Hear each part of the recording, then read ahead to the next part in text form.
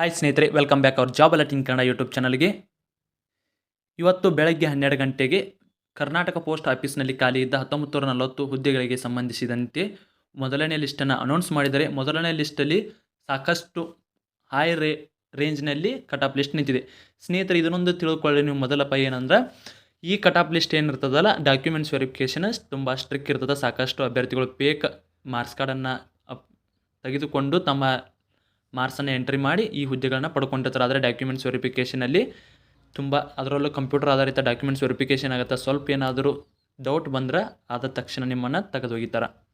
ಹಾಗಿದ್ದರೆ ಸೆಕೆಂಡ್ ಲಿಸ್ಟನ್ನು ಯಾವಾಗ ಬಿಡ್ತಾರೆ ಎಂಬುದನ್ನು ಇವತ್ತಿನ ವಿಡಿಯೋದಲ್ಲಿ ನೋಡೋಣ. ವಿಡಿಯೋನ ಸ್ನೇಹಿತರೆ, ನೀವೇನಾದರೂ ಮೊದಲ ಬಾರಿಗೆ ನೋಡ್ತೀರಾ ತಪ್ಪದೆ ಒಂದು ಲೈಕ್ ಮಾಡಿ. ಇದೇ ರೀತಿ ಕಂಟಿನ್ಯೂಸ್ ಅಪ್ಡೇಟ್ಗಾಗಿ ನಮ್ಮ ಜಾಬ್ ಅಲರ್ಟಿಂಗ್ ಕನ್ನಡ ಯೂಟ್ಯೂಬ್ ಚಾನಲ್ನ ಸಬ್ಸ್ಕ್ರೈಬ್ ಮಾಡಿಕೊಳ್ಳಿ.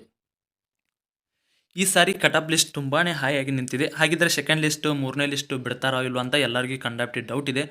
ಸ್ನೇಹಿತರೆ, ಇದರ ಬಗ್ಗೆ ಡೌಟ್ ಏನು ಬೇಡ. ನಿಮ್ಮದು ಪ್ರತಿಯೊಂದು ಲಿಸ್ಟನ್ನು ಬಿಡ್ತಾನೆ. Second list, third list, fourth list, fifth list, 8ನೇ ಲಿಸ್ಟ್ವರೆಗೆ ನಿಮ್ಮ ಲಿಸ್ಟನ್ನು ಬಿಡ್ತಾರೆ.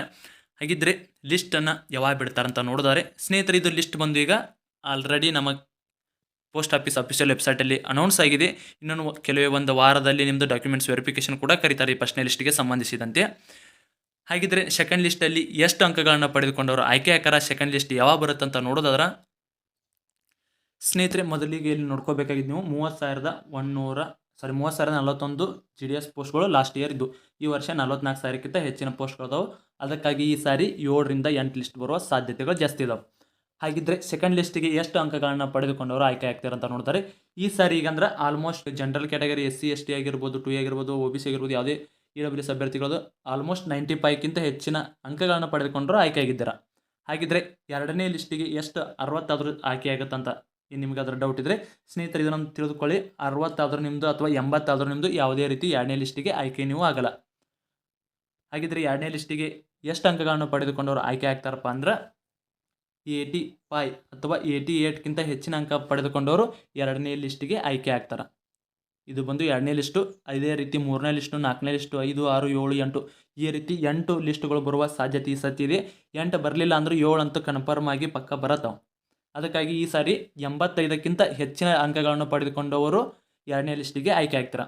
ಹಾಗಿದ್ರೆ ಎರಡನೇ ಲಿಸ್ಟು ಯಾವಾಗ ಬರುತ್ತಪ್ಪ ಅಂತ ನೋಡಿದರೆ, ಲಾಸ್ಟ್ ಇಯರ್ದು ನಾವು ಸ್ವಲ್ಪ ಅನಲೈಸಿಸ್ ಮಾಡ್ಕೊಳ್ಳೋಣ. ಒಂದನೇ ಲಿಸ್ಟ್ ಆಗಸ್ಟ್ ತಿಂಗಳದಾಗ ಬಂದಿತ್ತು. ಎರಡನೇ ಲಿಸ್ಟು 6/9/2024 ಬಂದದ.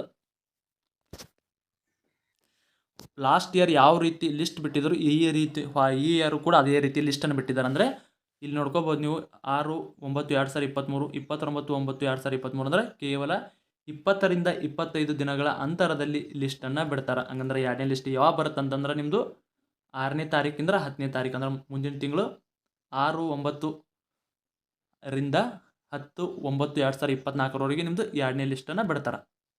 ಹಾಗಿದ್ರೆ ಮೂರನೇ ಲಿಸ್ಟ್ ಯಾವಾಗ ಬಿಡ್ತಾರೆ? ಇದೇ ರೀತಿ ಕಂಟಿನ್ಯೂಸ್ ಆಗುತ್ತೆ. 15ರಿಂದ 20 ದಿನಗಳ ಅಂತರದಲ್ಲಿ ಅಥವಾ 20ರಿಂದ 25 ದಿನಗಳ ಅಂತರದಲ್ಲಿ ಪ್ರತಿಯೊಂದು ಲಿಸ್ಟನ್ನು ಬಿಡ್ತಾ ಹೋಗ್ತಾರೆ. ಸ್ನೇಹಿತರೆ, ಇದ್ರ ಬಗ್ಗೆ ಯಾವುದೇ ರೀತಿಯ ಡೌಟ್ ಬೇಡ ನಿಮಗೆ. ಈ ಸಾರಿ ಅಂದರೆ ಎರಡನೇ ಲಿಸ್ಟಿನಲ್ಲಿ 85ಕ್ಕಿಂತ ಹೆಚ್ಚಿನ ಅಂಕ ಪಡೆದುಕೊಂಡವರು ಡಾಕ್ಯುಮೆಂಟ್ಸ್ ವೆರಿಫಿಕೇಷನ್ಗೆ ಸೆಲೆಕ್ಟ್ ಆಗ್ತೀರಾ.